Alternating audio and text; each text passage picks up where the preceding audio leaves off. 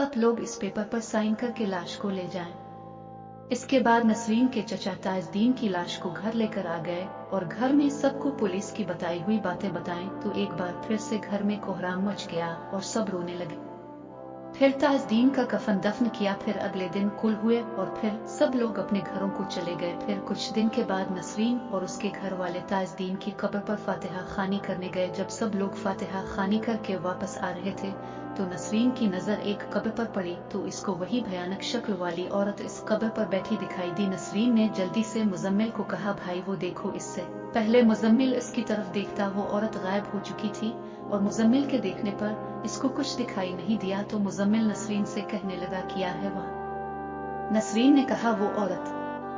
अभी नसरीन इतना ही कहा और फिर चुप कर गई क्योंकि वो गायब हो चुकी थी। मुजम्मिल ने कहा, कुछ नहीं है, अब चलो सब शाम होने वाली है। इसके बाद सब लोग घर आ गए और उसी रात को जब नसरीन सो रही थी तो उसे फिर से एक ख्वाब आया और उसने ख्वाब में अपने भाई मुजम्मिल को देखा तो मुजम्मिल एक जगह पर लेटा हुआ था पर उसके जिस्म के बहुत से हिस्से अलग अलग पड़े हुए थे।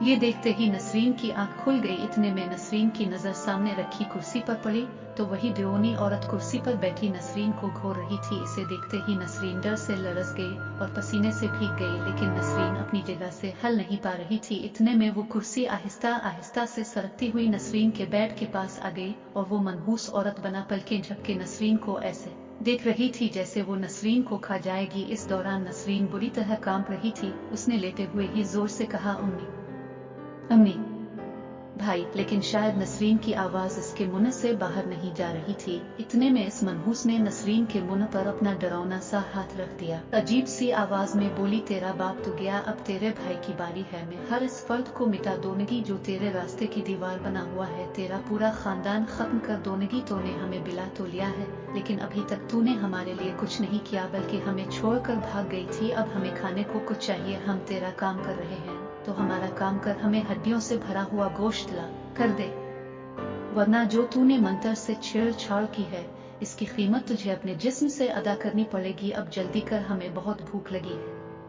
इस दौरान नसरीन सहमी हुई इस मनहूस की बातें सुन रही थी। इतने में अचानक नसरीन को एहसास हुआ कि इसके पांव किसी ने पकड़ रखे हैं और जैसे ही नसरीन ने अपने पांव की तरफ देखा तो एक और भयानक चीज जिसके दो सर थे, इसने नसरीन के पांव पकड़ रखे थे और वो गुस्से से नसरीन को घोर रही थी। इस दौरान नसरीन ने बहुत कोशिश की कि अपने पांव इस मनहूस से छुड़ा ले, पर इतने में वो चीज इसकी टांगों के ऊपर आकर बैठ गई और अपने दोनों सरों को हिलाती हुई हंसने लगी और बोली, अब तेरे भाई की बारी है।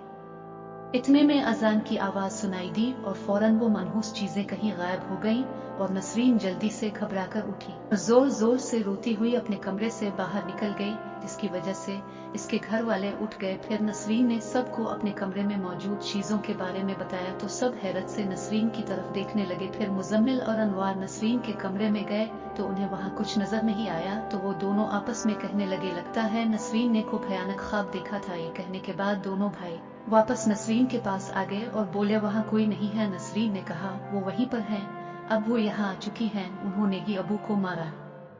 इस दौरान मुजम्मिल ने सुल्ताना की तरफ देखते हुए कहा, उम्मी लगता है नसरीन ने कोई डरावना ख्वाब देख लिया है इसलिए ये ऐसी बातें कर रही है। इतने में नसरीन ने कहा, यह ख्वाब नहीं हकीकत है, वो काले जादू की चीजें हैं। ये सुनते ही सुल्ताना ने हैरत से नसरीन की तरफ देखते हुए कहा, काला जादू? ये सब कहाँ से सुन लिया तूने? ये सुनते ही नसरीन घबरा गई और सोचने लगी कि अगर मैंने उन सबको बता दिया तो शायद ये लोग मेरे दुश्मन बन जाएं। नहीं, मैं नहीं बताऊंगी। ये सोचने के बाद नसरीन ने बात गोल करते हुए कहा, नहीं, वो ख्वाब में आई थी। फिर नसरीन ने अपने ख्वाब के बारे में बताया जिसमें उसने मुजम्मिल के टुकड़े देखे थे और रोने लगी तो मुजम्मिल ने नसरीन के सर पर हाथ फेरते हुए कहा, अरे मेरी प्यारी बहन मत रो, मुझे कुछ नहीं होगा, देख मैं बिल्कुल ठीक हूँ और तेरे सामने खड़ा हूँ। फिर नसरीन की वालिदा ने नसरीन को कहा, बस करो मेरी बच्ची, अभी तो मैं तुम्हारे बाप का गम भी नहीं भूली और ऊपर से तुम रो रही हो, बस करो वरना मेरा कलेजा फट जाएगा। ये सुनकर नसरीन ने जल्दी से अपने आंसू साफ किए और अपनी वालिदा के गले से लग गई और फिर नसरीन अपनी वालिदा के साथ उसके कमरे में चली गई और अपनी उम्मी से लिपट कर सो गई। अगले दिन मुजम्मिल घर का कुछ सामान लेने के लिए घर से बाहर गया और सामान लेकर घर की तरफ आ रहा था कि अचानक मुजम्मिल को कुछ नजर आया। तो इसी वक्त मुजम्मिल अपने होश खो बैठा और वो सामान जमीन पर फेंक कर पागलों की तरह भागता हुआ सड़क के पास जाकर खड़ा हो गया। इतने उसने एक तेज रफ्तार बस आती हुई देखी और जैसे ही वो बस मुजम्मिल से कुछ ही दूर थी कि मुजम्मिल सड़क के बीच जाकर अपने बाजू को खोलकर खड़ा हो गया। ऐसा लग रहा था कि जैसे वो बस को गले लगाने की कोशिश कर रहा है। को ऐसा करते देखकर सड़क किनारे खड़े लोगों ने मुजम्मिल को आवाजें दी और कहा, पागल ये क्या कर रहा है, बस आ रही है, जल्दी हट जा।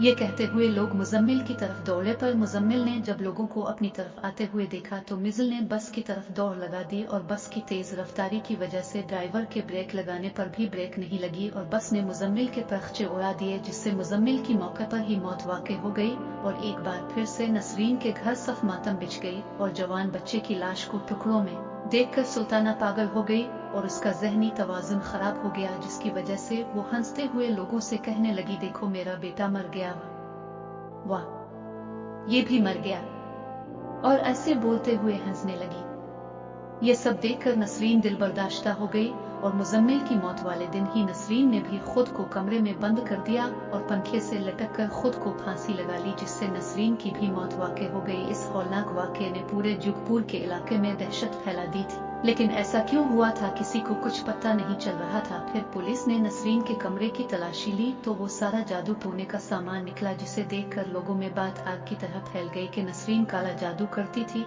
इसी वजह से इसके खानदान की यह हालत हुई। तो इस दिन नसरीन के मामू सुल्ताना और अनवार को अपने साथ लेकर अपने घर चले गए और फिर कुछ दिन के बाद नसरीन के घर को औने पौने बीच कर हमेशा के लिए जुगपुर छोड़ गए, पर कहाँ गए किसी को नहीं पता था। वाक़या खत्म। तो दोस्तों ये था अंजाम जादू टोने का, जिसने 3 जाने ले लें। अगर नसरीन ने इस घटिया नीना बंगालन की बजाय अल्लाह ताला की ज़ात पर भरोसा किया होता और अल्लाह ताला से दुआ की होती तो यकीनन इस कहानी का अंजाम अलग होता। आजकल बहुत से लोग ऐसे ही जादू टोने तावीज़ गंडे वालों के पास भागते फिरते हैं और नीना बंगालन जैसे लोग अपनी दुकानें चमकाने के लिए बहुत से लोगों की जानों से खेल जाते हैं। मैं इतना कहना चाहता हूँ, आखिरकार हम उन कामों के लिए अल्लाह ताला की मदद क्यों नहीं लेते जिसने पूरी कायनात कायम की है। तो क्या वो हमारे लिए छोटे छोटे काम नहीं कर बढ़ेगा? यकीनन करेगा, जो मुर्दे में जान डाल सकता है बेशक, जो हर चीज पर आपको कहानी पसंद आए हो तो चैनल को सब्सक्राइब करो और दोस्तों के साथ शेयर भी करो। शुक्रिया।